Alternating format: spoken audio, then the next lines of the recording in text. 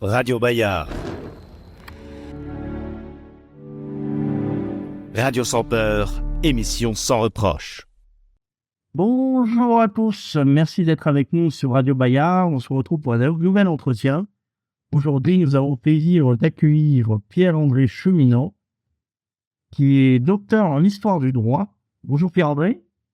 Bonjour Ludovic, bonjour à tous. Merci d'être avec nous. Alors, vous avez publié un ouvrage qui s'intitule « Les débats sur le droit de propriété de thermidor au Code civil, l'essence d'un état d'exception ». D'abord, est-ce que vous pouvez nous présenter peut-être votre travail, ce livre, votre sujet de thèse, ce pourquoi vous êtes ici? Oui, je vous remercie de m'inviter à votre émission. En quelques mots, ce livre publié aux éditions L'Harmattan en décembre 2022, il est tiré en fait d'un remaniement de la thèse que j'ai rédigée et soutenue en novembre 2021, qui s'intitulait au départ « Conserver une conquête révolutionnaire », les débats sur le droit de propriété de thermidor au Code civil, et qui est disponible en archive ouverte sur le site HAL. Alors, en quelques mots, pour résumer mon travail de ces 7-8 dernières années, il s'agit en fait d'une étude sur l'évolution du modèle républicain, dont les dates sont comprises entre 1794 et 1804, c'est-à-dire c'est une datation qui comprend la chute du Grand Comité de salut public incarné par Robespierre, la mort de Robespierre et le couronnement de Napoléon Bonaparte. Donc c'est une datation qui est assez inédite parce que normalement c'est vrai que c'est des périodes qu'on appelle donc institutionnellement le directoire et le consulat, mais mais moi c'est vrai que c'était pas encore ce qui m'intéressait, et je vais l'expliquer plus bas. C'était que une datation plus longue, donc sur 10 ans, nous permettait de voir une évolution à la fois sur 10 ans de la dérive en fait oligarchique qu'avait pu avoir le modèle républicain qui était arrivé avec l'arrivée des thermidoriens au pouvoir. Donc, en quelques mots,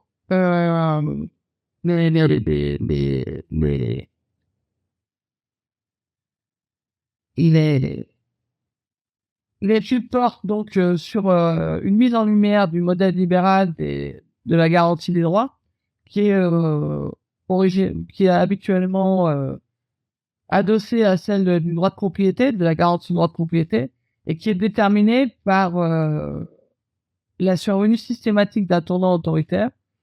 Il s'agit également d'expliquer et de décrire la formation de l'opposition de la gauche révolutionnaire qui va se fixer autour de la critique de la garantie du droit de propriété privée, et que j'ai voulu incarner par les pensées de Thomas Paine et Gracchus de Babeuf, qui est pour l'une une critique de la régulation, une critique du droit de propriété privée par sa régulation, par la nécessité de sa régulation, et Babeuf qui est une critique par la volonté d'abolir le droit de propriété privée.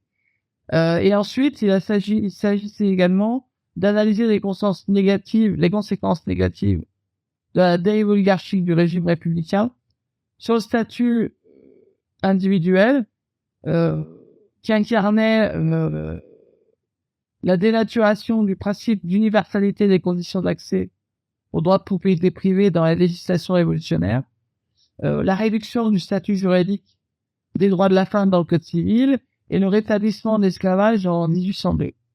Donc, pour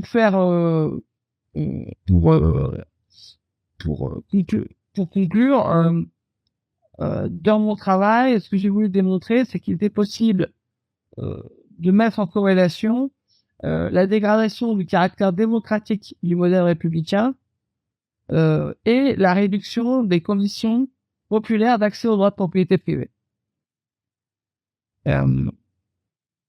Voilà en quelques mots ce que je pouvais dire sur ce qu'a été mon travail ces dernières années. Merci pour cette présentation. Justement, vous avez commencé à évoquer les acquis de la propriété privée. Est-ce que vous pouvez nous en dire plus sur ces acquis pendant la Révolution française? Alors, si effectivement il est intéressant en introduction d'élargir la focale sur ce qu'a été sur ce qu'a eu comme influence la garantie du droit de propriété sur la Révolution française. Et je pense qu'on peut, pour simplifier au maximum les questions qui sont posées, on peut distinguer, on va dire, des points positifs et des points négatifs. Alors, le grand point positif, c'est en fait la sortie de la féodalité que représente notamment l'abolition des droits féodaux dans la nuit du 4 août et la nationalisation des biens du clergé et du domaine de la couronne, qui va constituer l'objet d'une véritable loi agraire, qui est la loi sur la vente des biens nationaux, le 2 novembre 89. Et en fait, l'intérêt c'est vraiment l'axe stratégique de la réussite de la révolution dès 89, c'est d'avoir pu, d'un point de vue cadastral, repartager, donner une loi de propriété à l'ensemble des nouveaux citoyens qui étaient en fait qui étaient sous le joug des privilèges de la noblesse et du clergé, et en même temps ça a permis de créer un sentiment de solidarité entre l'ensemble du tiers état qui acquérait de nouveaux droits et la poursuite politique de la Révolution française.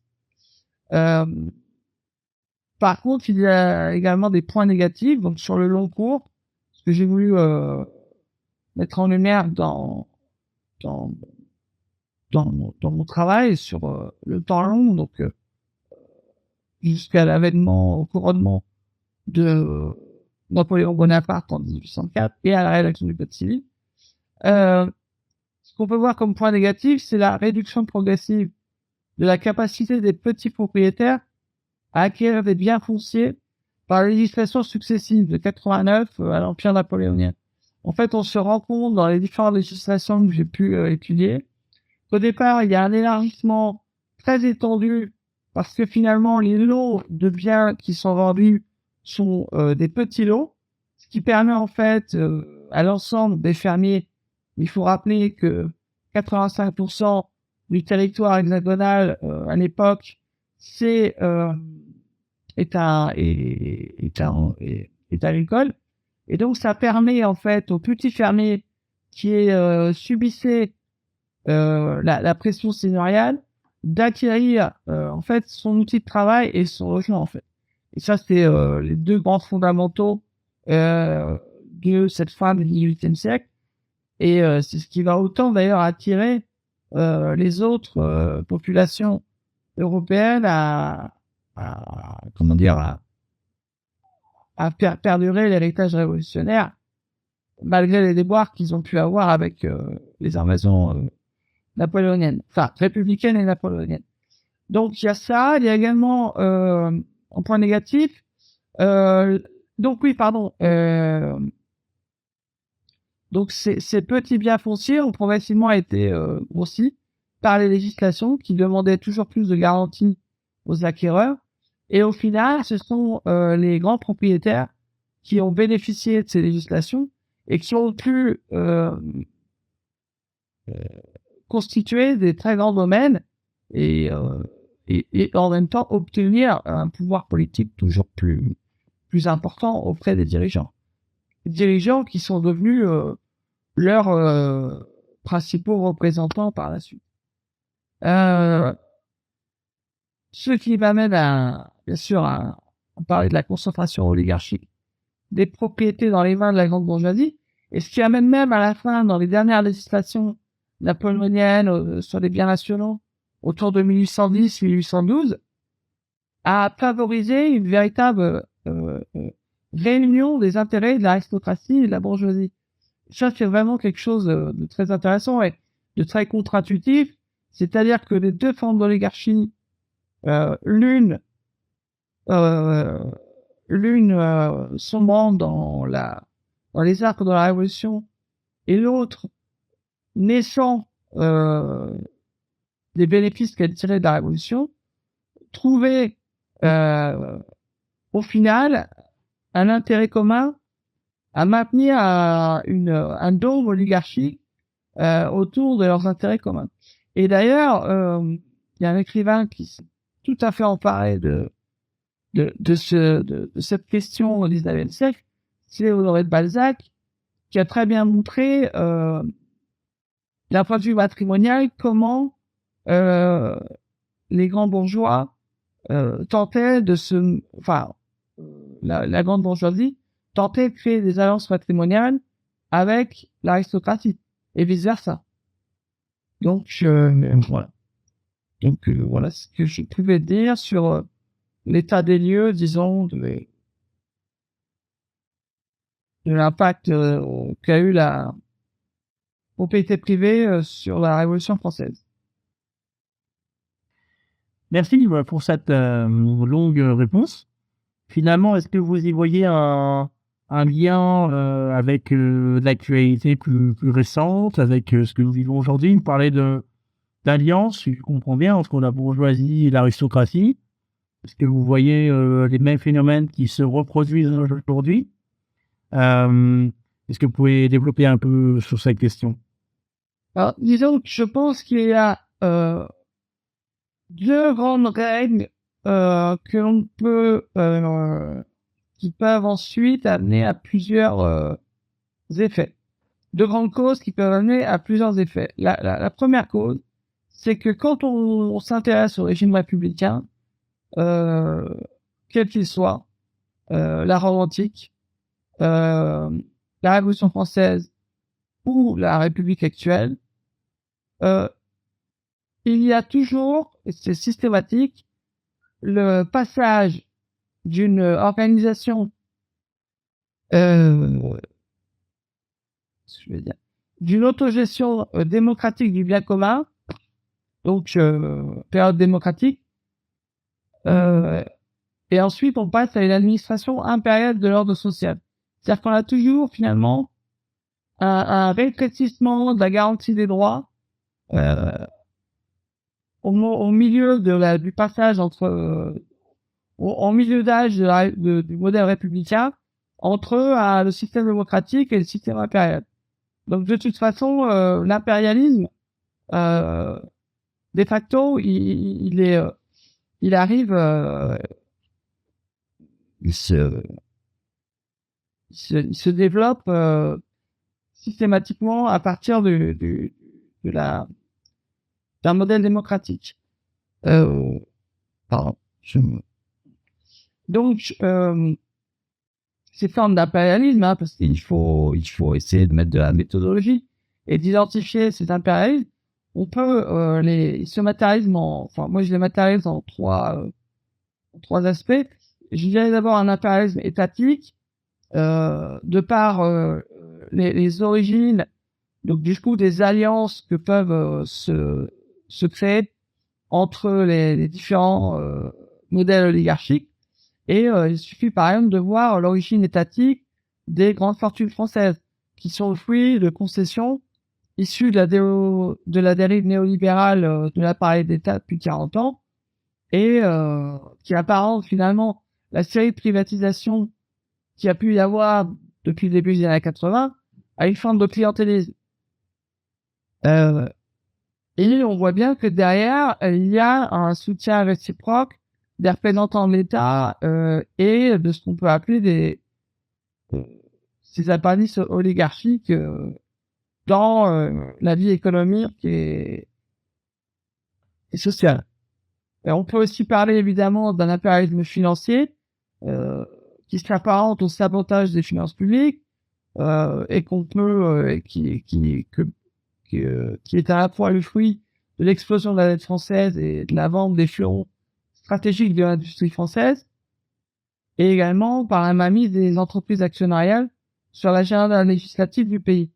Et enfin, je pense qu'il faut également parler d'un impérialisme statutaire, donc un impérialisme de la fonction sociale et de la fonction académique. Et là, je parle évidemment de l'oligopole médiatique et de la détention de 95% des médias mainstream par l'ensemble des oligarques français, qui amène évidemment à une réduction drastique de la critique de l'extrême centre macronien par la presse officielle. Bon, mais j'irais même plus loin en parlant d'une soviétisation de la production intellectuelle en France, qui est provoquée par son assujettissement au clientélisme scolaire. Alors, ça va des grandes écoles aux universités, et qui s'exprime par, en tout cas en Europe, en Occident, par une crise du concept, en fait, hein, alors là, j'ai pas le temps de revenir là-dessus, mais c'est une crise du logos, hein, une crise du concept, c'est-à-dire une crise des moyens d'appréhender la raison et les conditions du raisonnement.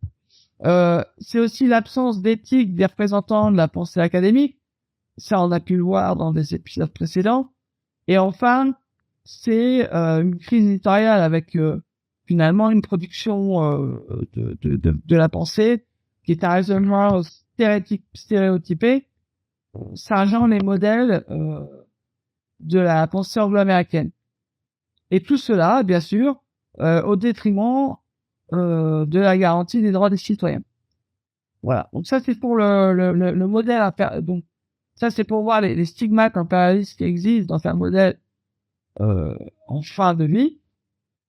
Et donc, l'étendue de mon travail a consisté finalement à faire le diagnostic de cette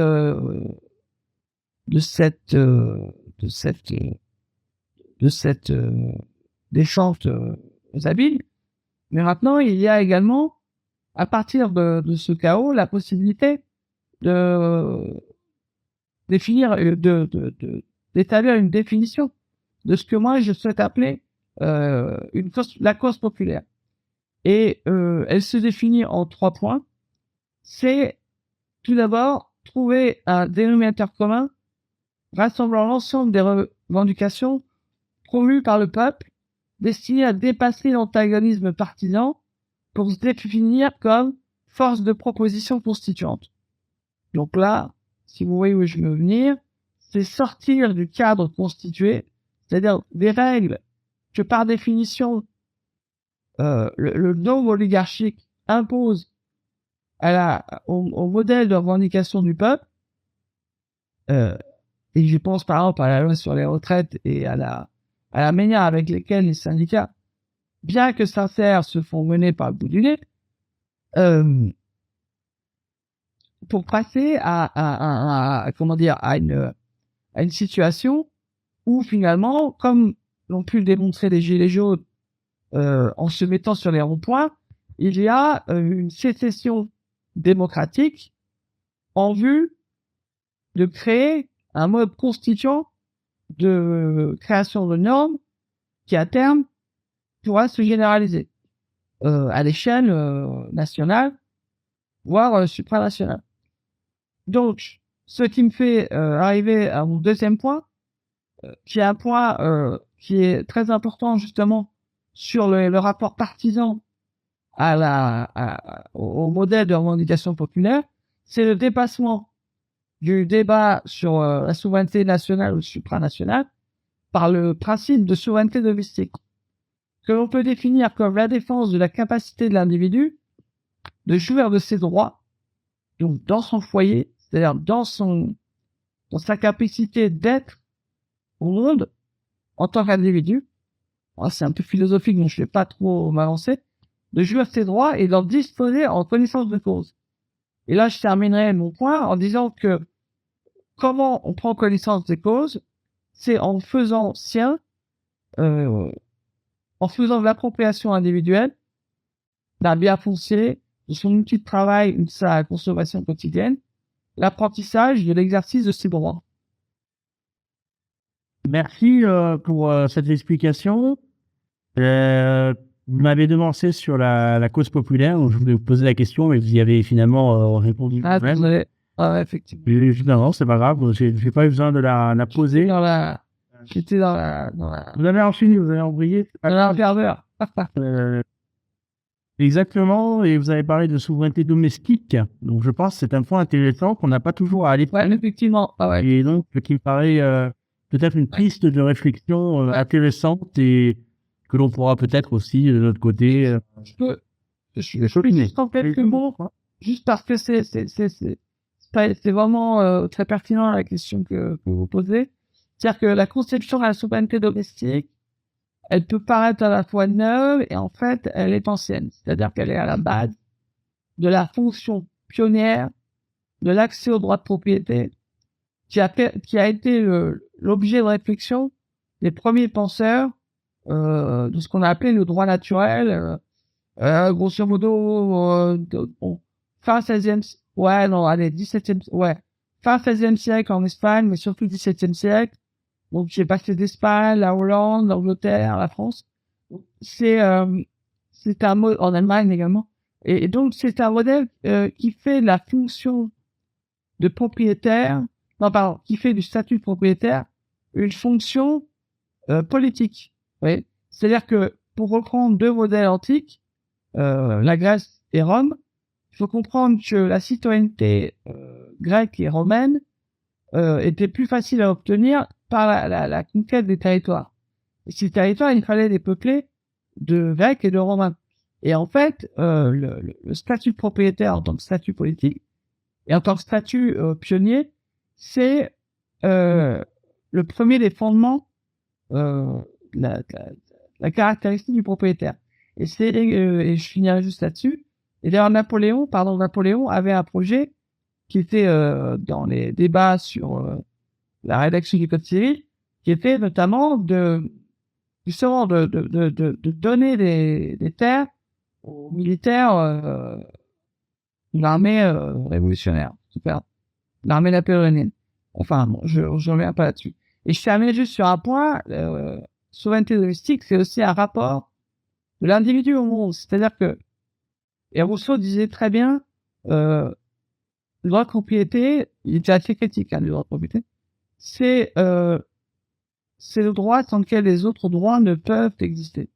Et donc, ce qu'il faut comprendre, c'est que, et c'est un peu contre-intuitif par rapport à ce que les partis politiques ont pu dire depuis des siècles, en critiquant notamment la propriété privée, c'est que acquérir une propriété, c'est un ancrage de l'individu dans le monde, et c'est donc une prise de conscience existentielle de son rapport au monde et de son rapport au monde social et politique. C'est-à-dire qu'à partir du moment où vous pouvez vous enclore dans un terrain que vous avez acquis, vous pouvez prendre conscience de vos droits et décider de leur orientation politique. Et dans moi ce que j'appelle la vague de grandes dépossessions que l'on vit actuellement des biens, c'est-à-dire atteinte à la propriété privée, vente des propriétés publiques, je pense que derrière il y a également une volonté de déposséder l'individu de ses droits. Alors que je pense que le rôle de l'individu dans le futur est primordial par rapport aux faits représentatifs national, supranational qui a existé depuis 5 siècles. Voilà, c'était en guise de conclusion. Écoutez, Je vous remercie de m'avoir écouté. Je vous en prie, merci pour cette conclusion. Merci à tous de nous avoir suivis et merci particulièrement à vous d'être venus sur notre radio. N'hésitez pas à nous suivre. Vous pouvez retrouver cet entretien sur Spotify, Deezer, SoundCloud et peut-être prochainement d'autres plateformes. Et vous pouvez également retrouver l'entretien sur la chaîne YouTube du Cercle Bayard ainsi que les conférences du Cercle. Merci beaucoup. Très bonne journée à vous.